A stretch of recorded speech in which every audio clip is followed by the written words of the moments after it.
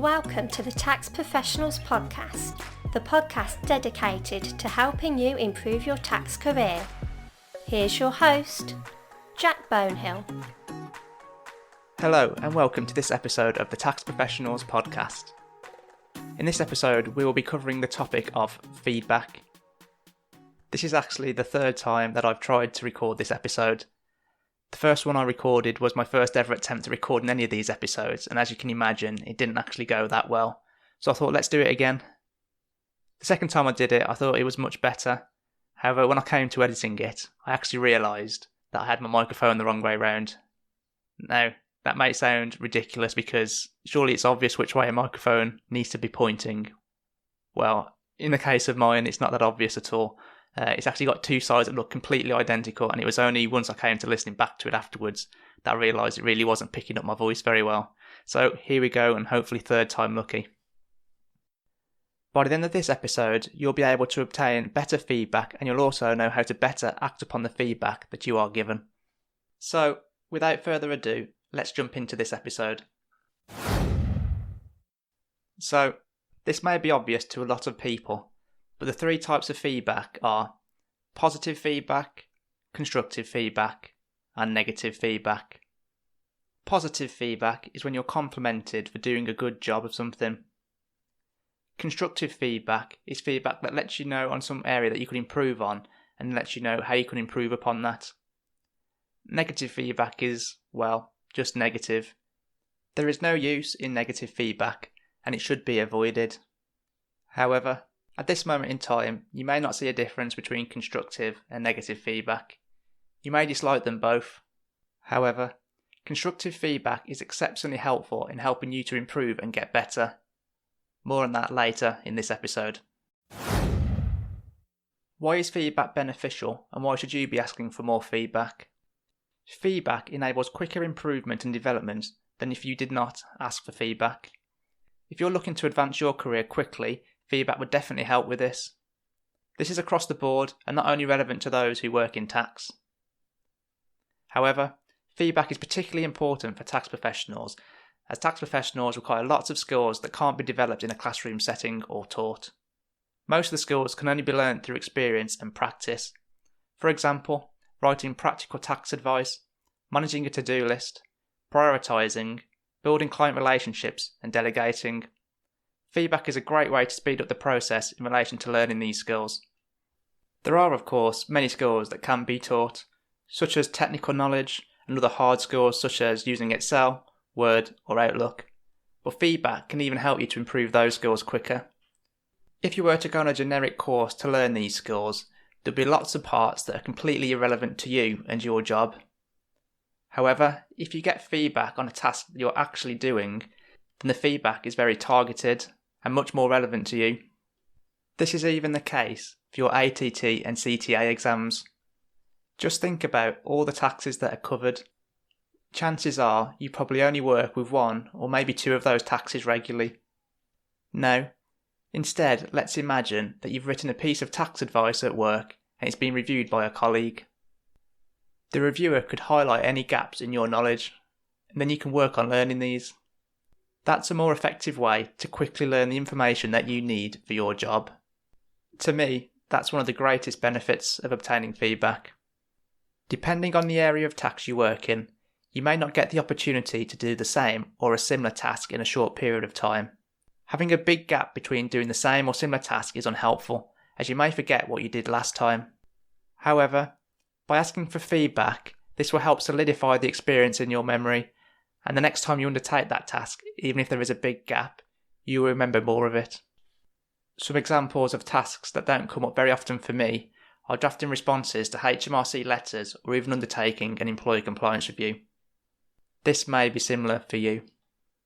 One point you may not think about when you think of feedback is perception. Someone may have a completely different perception of something than you do. Let's take an example. Suppose you were taking notes in a meeting on your laptop so that you could capture all the key actions for your colleagues. Because you were making sure you took down the key points and actions, you didn't really speak much in the meeting and you were typing for a lot of it. Some of your colleagues could have perceived that as rude and that you weren't interested in the meeting. You had good intentions, however, your colleagues did not see this. If you did not have feedback in this scenario, you would not know that your colleagues perceived this in a completely different way to you. You may even continue to do the same thing in future meetings. That would not be helpful for your relationship with your colleagues. However, if you had a bit of feedback from them, then you could change your actions so that in future meetings you did something different. Let's say, for example, that you took notes on paper instead, or even at least let your colleagues know what you were doing before the meeting. The last point of this section is that feedback helps improve self-awareness. You may already have a good idea of what your strengths and weaknesses are. There's a good chance, however, that others may pick up on different strengths and even different weaknesses. By getting information from others, you can have a better idea of where your strengths and weaknesses are, and this can help you make better decisions on where to focus your energy in relation to professional development.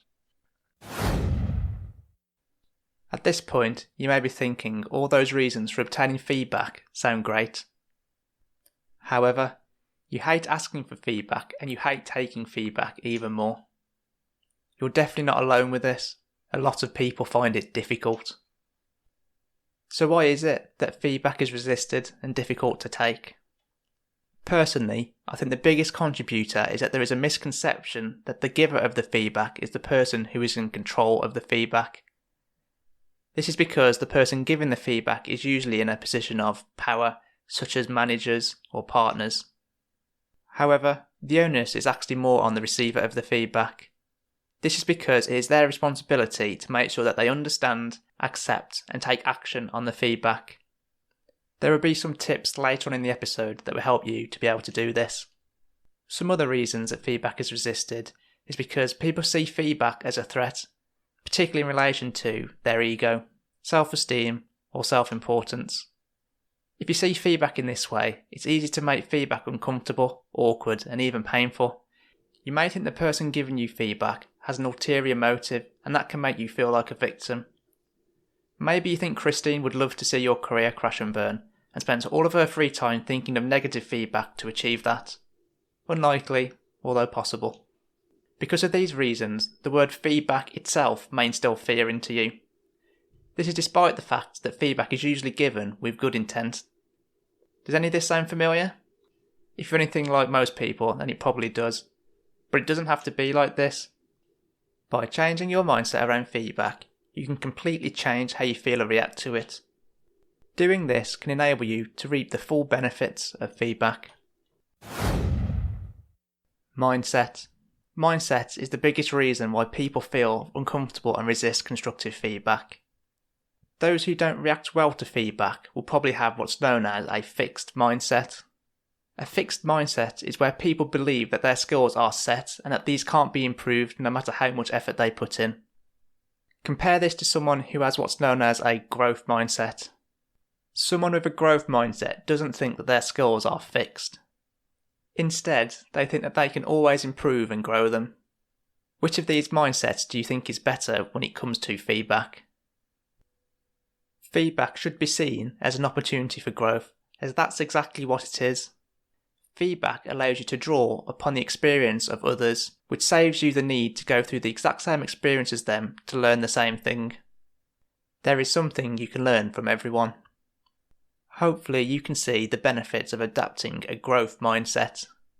If you're able to adopt a growth mindset, you'll be able to get much more from the feedback that you receive. Not only this, but it may even allow you to enjoy the process of receiving feedback. Well, if not that, then hopefully you'll at least hate the process less.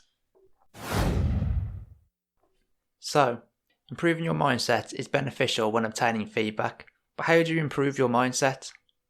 Here's some tips that will help you improve your mindset. This may sound counterintuitive, but you should start asking for more feedback, and ask for it with the right intent, which is in order to improve. Asking for feedback regularly will make asking and receiving feedback become more normal, and will help you to be more comfortable when asking for and obtaining feedback. It will also give you more opportunity to see and understand the benefits of feedback. Diversify who feedback is sought from. This will allow you to see trends in the feedback previously provided to you, and hearing the same feedback from multiple people will help you to accept that the feedback is true. It will also give you an opportunity to get a different perspective from those who usually give you feedback. You can diversify the feedback you receive from people within and outside of your team. You may be thinking that it is hard to get feedback from people outside of your team. However, one way to do this is to utilise the opportunities as and when they arise. For example, you could be giving a presentation to other teams to provide them with updates on your area of tax. For example, my team does this in relation to P11Ds each year. After the presentation is given, you have a good opportunity to ask those who attended for feedback. You could be undertaking a project that involves people from numerous tax teams. For example, if you're undertaking a tax due diligence or senior accounting officer review. These are both good opportunities to ask for feedback from people outside of your team. A good example of when I was able to do this was when I was undertaking an employment tax review as part of an audit. The audit director wanted to see the report I produced for the client before it went to them, so I took this as an opportunity to ask him for feedback. This turned out to be really useful, as he was able to give me some ideas that I could use in the future that I haven't been given from people within my team. Just a note, when asking for feedback from a diverse range of people, it doesn't have to be from someone more senior than you. It is just as useful to get feedback from people of the same seniority or even less senior. They also may be able to give you better feedback if they work with you more closely, as they will have a better insight into the way that you work. Reflect on any feedback that you are given. Reflecting enables you to think about the feedback given to you and helps you to understand the key points that were being made.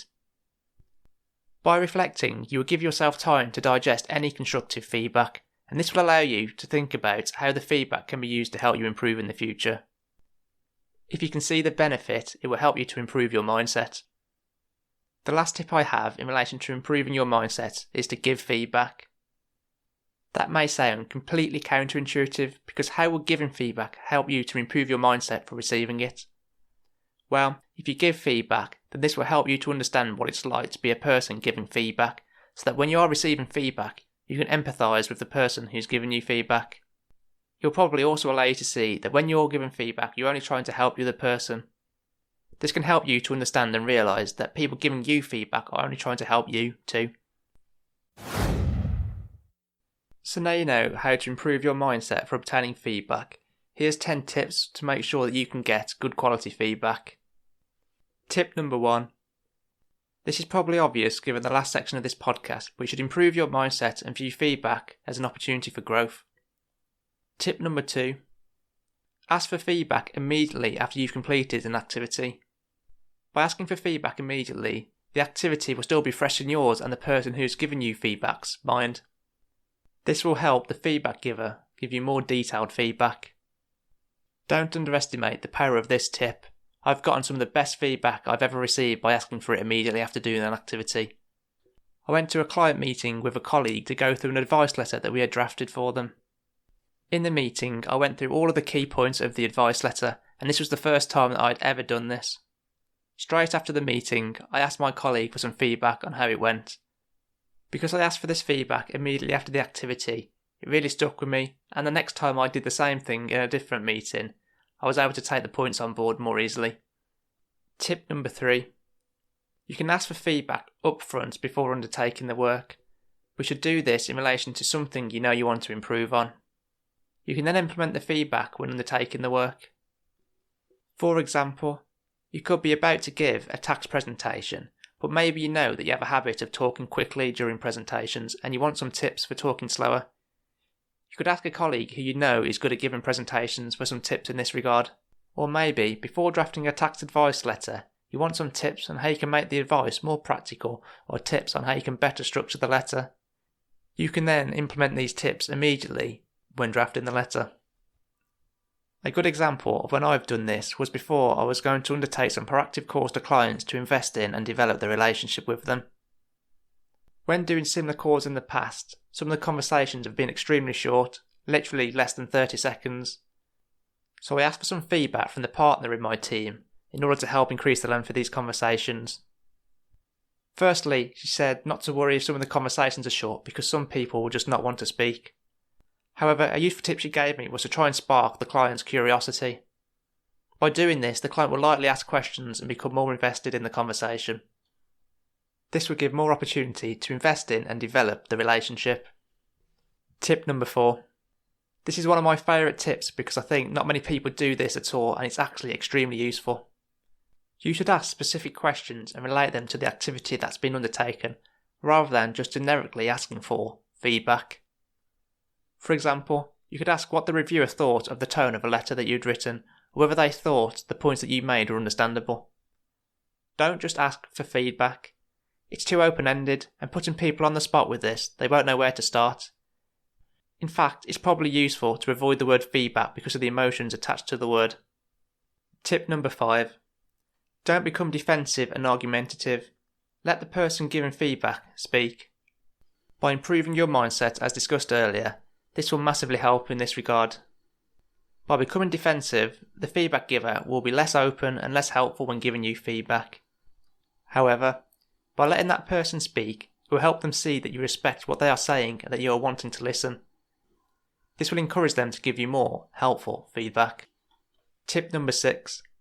Make sure that when you are receiving feedback, you are being interactive and asking questions to fully understand the feedback given. Although it's important to let the person giving you feedback speak, it is also important to ask questions and be engaging with the person giving you feedback. By asking questions and being interactive, it shows the person that's giving you feedback that you are interested in the feedback they are giving, and it also helps to make sure that you fully understand the feedback given. Tip number 7. Thank and acknowledge positive feedback. Positive feedback is much easier to take than constructive feedback, but many of us still don't know how to react properly when receiving positive feedback. This is because many of us don't like to receive compliments. However, you can simply thank the person for giving you the positive feedback and also acknowledge it. You could also say why you think the work went well, and you could even give credit to colleagues where this is appropriate. You should also try to understand what in particular the person giving you feedback liked about the work. This way you can continue to do the exact same thing in the future, and this way you gain some benefit from the positive feedback. Tip number 8. Break down asking for feedback into smaller chunks and don't make it formal. There's no need to wait until formal appraisals or reviews. In fact, it's better to ask for feedback as you go along, as this way it'll be more fresh in yours and the person who's giving you feedback's mind. Also, asking for feedback in smaller chunks prevents overwhelm for the person who's giving you feedback. This can allow them to focus on fewer points and be more specific with their feedback in relation to these. Tip number 9. Make sure that you are as helpful as possible to the person who's giving you feedback. Remember that giving feedback is just as difficult as receiving feedback. Tip number 10. Accept that making mistakes are part of the learning process. By accepting that mistakes are part of the learning process, you'll be more open to any constructive feedback that you receive, as you will know that the work you have produced is unlikely to be perfect first time. So, now you know how to get better feedback, but just as important is how to act upon that feedback well. Here are some ways that you can better act upon feedback given. Whenever you receive feedback, reflect upon the feedback given and any actions that you undertook in the task you've gotten feedback on. Think about the feedback given and what you did. Are you able to understand the feedback? If not, then try asking the feedback giver some more questions so that you can fully understand. If you don't understand, then you won't be able to benefit fully from the feedback given. When you are given feedback, however, there's no need to act upon every single point of feedback given. However, I always recommend that you try and take away at least a couple of key points. Next time you try to undertake a similar activity, try to think back to the previous time you undertook the same activity and also the feedback given. This will help bring the previous feedback to the front of your mind, so this time when you undertake the same activity, you can improve upon it by taking on board the feedback.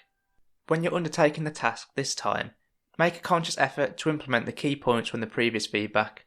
There will be some feedback given that you don't think will improve the work this time round. If that's the case, just ignore it. You don't have to agree with every piece of feedback given. When it comes to setting objectives and goals, think back to feedback given to you recently. This can help you to set relevant objectives and goals. If you struggle to remember feedback previously given, you could always keep a log of all the most useful points of feedback given. When it comes to setting goals and objectives, there's no need to wait until formal appraisals or reviews. You can set yourself small goals that you're consciously trying to achieve. There's been a lot of information in this episode about feedback. If you take nothing else away from this episode, then I recommend you take away the following points. Constructive feedback can be difficult to hear, but it is the most beneficial to learn and improve. Positive feedback is motivating and encouraging, but you can also use this to improve by understanding why the feedback is positive. Feedback helps to improve skills quicker than without feedback. This is particularly important given that many skills that we need as tax professionals are developed through practice and experience alone. By having a growth mindset, you can improve the value you get out of your feedback. Understand that feedback is an opportunity for improvement. To improve your mindset, get as much feedback as possible and diversify who the feedback is sought from. The more feedback you get, the easier it will become to see the opportunity for growth. Remember, it is down to you as the feedback receiver to get as much as possible out of the feedback received. Let the person who is giving feedback to you speak. Don't be defensive or argumentative, but be interactive and ask questions to clarify what the person giving feedback means. Aim to obtain feedback as quickly as possible after the task has been complete and ask specific questions rather than just generically asking for feedback. Feedback can be obtained in an informal setting and shouldn't be limited to formal reviews. Make sure you reflect upon feedback and think to previous feedback given when you undertake a similar task in the future to make sure that you can improve upon the previous attempt. Equipped with the knowledge from this episode, I challenge you within the next week to ask for 5 pieces of feedback. Feedback doesn't have to be on something big, it can just be in relation to something really small, such as an email you've drafted or whether you've explained something clearly to someone. That's it for this episode. I hope that you found the episode useful and have taken away some useful points that can help you improve and develop your tax career. Show notes, which include a written summary of this episode, can be found at thetaxprofessionalspodcast.com/TTPP3. TTPP3 stands for The Tax Professionals Podcast Episode 3, and if you like me and struggle to spell the word professional, it is spelt with 1 F and 2 S's. Until next time.